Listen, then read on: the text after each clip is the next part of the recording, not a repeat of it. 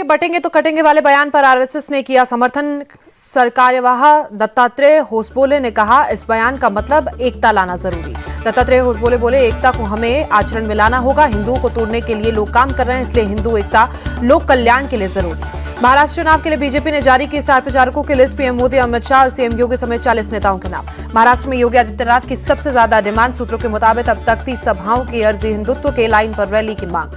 महाराष्ट्र चुनाव के लिए कांग्रेस ने जारी की 23 उम्मीदवारों की दूसरी लिस्ट। अब तक 71 उम्मीदवारों के नामों का ऐलान।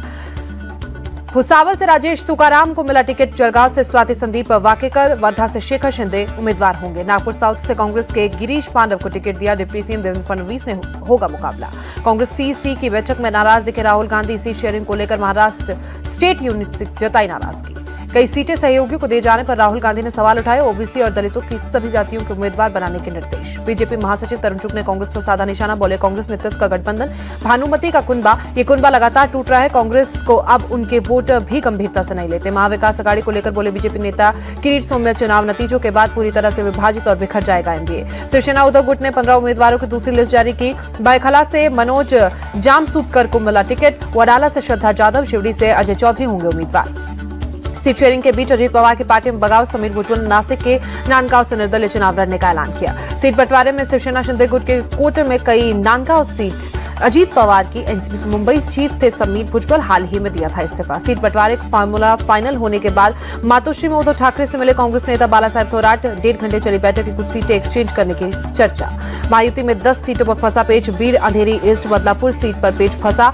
मानखुर्द सीट पर नवाब मलिक के नाम को लेकर सहमति नहीं। महाराष्ट्र सीएम शिंदे के करीबी उदय सामंत जाना पहुंचे। महाराष्ट्र नेता मनोज सारंगी पाटिल से मुलाकात। सीएम शिंदे का संदेश पहुंचाया।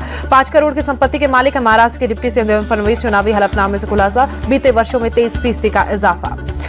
पूर्व सांसद रविंद्र कुमार राय होंगे झारखंड बीजेपी के कार्यकारी अध्यक्ष। चुनाव के बीच जेपी नड्डा ने दी जिम्मेदारी। असम सीएम और झारखंड बीजेपी प्रभारी ममता बिस्वा शर्मा रांची पहुंचे। कार्यकर्ताओं से की मुलाकात। झारखंड के जामताड़ा से कांग्रेस उम्मीदवार इरफान अंसारी ने बीजेपी उम्मीदवार सीता सोरेन पर लगाए झूठे वीडियो के सहारे सियासत का आरोप। कहा, मेरे वीडियो को काट छाट कर गलत तरीके से पेश किया गया। इरफान अंसारी ने चुनाव आयोग से शिकायत दी चेतावनी। कहा, बीजेपी और सीता सोरेन के खिलाफ 100 करोड़ की मानहानि करेंगे दावा।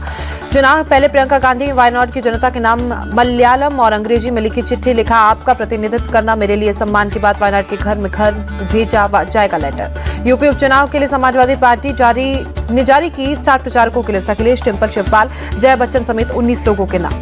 जमशेदपुर से कांग्रेस प्रत्याशी डॉक्टर अजय कुमार की चुनाव आयोग को चिट्ठी। उड़ीसा के राज्यपाल रघुवर दास पर लगाया उनकी बहू के लिए चुनाव प्रचार का आरोप। कार्रवाई की मांग। आम आदमी पार्टी का बीजेपी पर बड़ा आरोप। अरविंद केजरीवाल पर पद यात्रा के दौरान करवाया गया था हमला। दिल्ली के विकासपुरी में पदयात्रा के दौरान कुछ लोगों ने केजरीवाल को काले झंडे दिखाकर जताया विरोध। केजरीवाल दिल्ली चुनाव के लिए चला रहे जनसंपर्क अभियान। दिल्ली के सीएम आतिशी ने सोशल मीडिया पर जारी की तस्वीर। लिखा, जिस आदमी ने अरविंद केजरीवाल पर हमला किया वो बीजेपी का गुंडा। सीएम आतिशी का आरोप, बीजेपी केजरीवाल की जान लेना चाहती है, चुनाव में हरा नहीं सकती तो हमले करवा रही है। दिल्ली के मंत्री सौरभ भारद्वाज का पुलिस पर आरोप। बीजेपी के गुंडे केजरीवाल तक पहुंच गए लेकिन उनकी पुलिस ने इनको नहीं रोका। केजरीवाल पर हुए हमले पर बोले संजय सिंह, केजरीवाल को खत्म करना चाहती है बीजेपी। हमला करने वाला शख्स बीजेपी का नेता। संजय सिंह बोले, केजरीवाल को खरोच भी लगी तो दिल्ली की जनता सूद समेत बदला देगी। मनीष सिसोदिया ने लिखा, केजरीवाल को कुछ होता है तो इसकी जिम्मेदारी बीजेपी की होगी, हम डरने वाले नहीं। दिल्ली के बीजेपी प्रदेश अध्यक्ष वीरेंद्र सचदेवा का पलटवार। कहा, कहीं कोई हमला नहीं हुआ है, जनविरोध है जो चुनाव प्रचार शुरू होने से धीरे धीरे और बढ़ रहा। दिल्ली पुलिस ने आम आदमी पार्टी के आरोपों से किया इनकार। कहा, केजरीवाल पर ना कोई हमला हुआ है और न उनके साथ कोई बदसलूकी हुई। आम आदमी पार्टी के सांसद राघव चड्ढा के घर पहुंचे स्वामी अभिमुक्तेश्वर आनंद सरस्वती महाराज। पत्नी परिणीति चोपड़ा के साथ आदर भाव से किया सत्कार। राघव चड्ढा ने साष्टांग दंडवत कर लिया स्वामी अभिमुक्तेश्वर आनंद का आशीर्वाद। परिणीति चोपड़ा ने जगत गुरु की आरती उतारी। दिल्ली आकर प्रधानमंत्री नरेंद्र मोदी से मिले हरियाणा के मुख्यमंत्री नायब सिंह सैनी। दूसरी बार सीएम बनने के बाद पहली मुलाकात। पराली जलाने की घटनाओं पर केंद्रीय कृषि मंत्री शिवराज सिंह चौहान ने की हाई लेवल बैठक। दिल्ली, पंजाब और हरियाणा के संबंधित मौजूद रहे। रायपुर के जगन्नाथ मंदिर पहुंची राष्ट्रपति द्रौपदी मुर्मू। भगवान जगन्नाथ के दर्शन कर लिया आशीर्वाद। बेंगलुरु दौरे पर उपराष्ट्रपति जगदीप धनखड़ को पीएम एचडी देवेगौड़ा के घर पहुंच करके मुलाकात। गोरखपुर में सीएम योगी ने लगाया जनता दरबार। एक एक करके लोगों की फरियाद सुनी। आंध्र प्रदेश के मंत्री नारा लोकेश अमेरिका के सैन फ्रांसिस्को पहुंचे। एयरपोर्ट पर कार्यकर्ताओं ने किया स्वागत। जम्मू कश्मीर के तंगमर्ग में सुरक्षा बलों का सर्च अभियान जारी। गुलमर्ग आतंकी हमले के आरोपी की तलाश में जुटी सेना। दिल्ली के बर्गर किंग में हुए हत्याकांड मामले कार्रवाई। स्पेशल सेल ने फरार चल रही आरोपी अनु धनखड़ को किया गिरफ्तार। हिमांशु भाव गैंग के मेंबर हैं। बाबा सिद्दीकी हत्याकांड मामले में लुधियाना सुजीत सिंह का नाम का एक आरोपी गिरफ्तार। सुजीत पर हथियार मुहैया करवाने और रेकी करने के नितिन को पैसे देने का आरोप। नोएडा में एंटी ड्रग एंड ड्राइव अभियान पुलिस और ट्रैफिक पुलिस की टीम ने गाड़ियों को रुकवा कर की चेकिंग। पुलिस ने लोगों से की अपील, शराब पीकर गाड़ी न चलाएं। जो लोग ऐसा कर रहे हैं उनके खिलाफ सख्त से सख्त कार्रवाई होगी। चेन्नई के एक स्कूल में संदिग्ध गैस रिसाव के बाद कई छात्रों को अस्पताल में भर्ती कराया गया। फिलहाल सभी छात्र सुरक्षित। मौके पर पहुंची एनडीआरएफ की टीम ने हालात का जायजा लिया। कहा में किसी भी गैस की गंध नहीं आई है, सब कुछ सामान्य है। भीलवाड़ा में बीजेपी कार्यकर्ताओं के साथ चाकूबाजी और पत्थरबाजी की घटना मामले में पुलिस ने 4 युवकों को गिरफ्तार किया। चारों युवकों की शहर में निकाली गई परेड। पुलिस ने सीसीटीवी की मदद से घटना में शामिल आरोपियों को पकड़ा। लोगों में भरोसा पैदा करने के लिए शहर में निकाली गई परेड। जयपुर में पूर्व मंत्री राजकुमार शर्मा के फार्म हाउस पर गरजी जेसीबी 10 फीट ऊंची और 63 मीटर लंबी रजवाड़ी गेट सहित दीवार को किया ध्वस्त।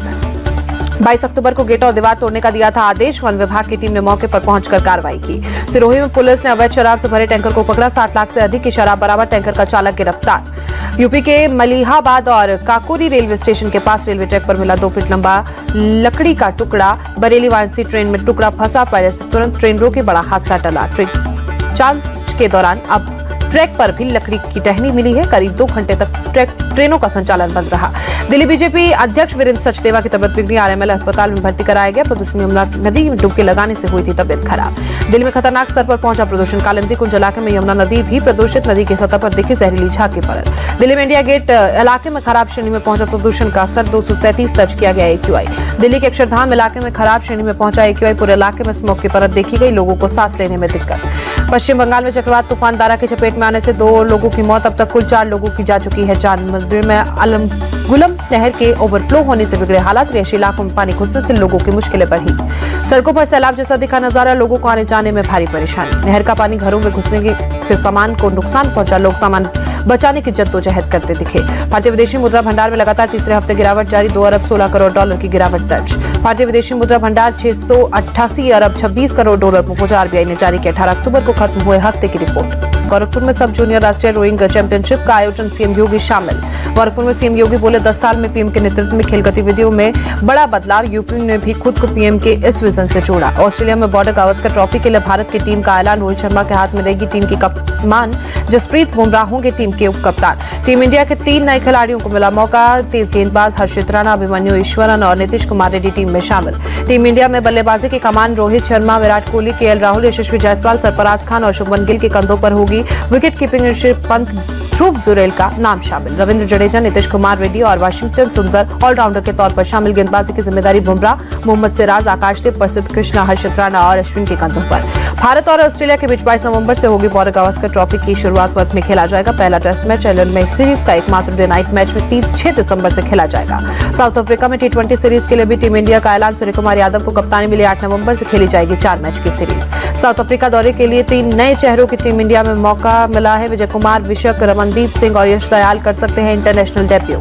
पुणे में यशस्वी जायसवाल ने बनाया रिकॉर्ड। 2024 में टेस्ट क्रिकेट में पूरे किए गए 1000 रन यशस्वी ने कारनामा 22 साल की उम्र में किया। पूर्व क्रिकेट दिलीप वेंकसकर का रिकॉर्ड तोड़ा। यशस्वी जायसवाल 2024 में सबसे ज्यादा टेस्ट रन बनाने वाले की लिस्ट में दूसरे नंबर पर काबिज। इंग्लैंड के पूर्व कप्तान को जो रूट पर टॉप पर काबिज। इमर्जिंग एशिया से बाहर हुआ भारत अफगानिस्तान। एक ही टीम ने 20 रनों से हराया। सदीकुल्लाह अजल बने प्लेयर ऑफ द मैच।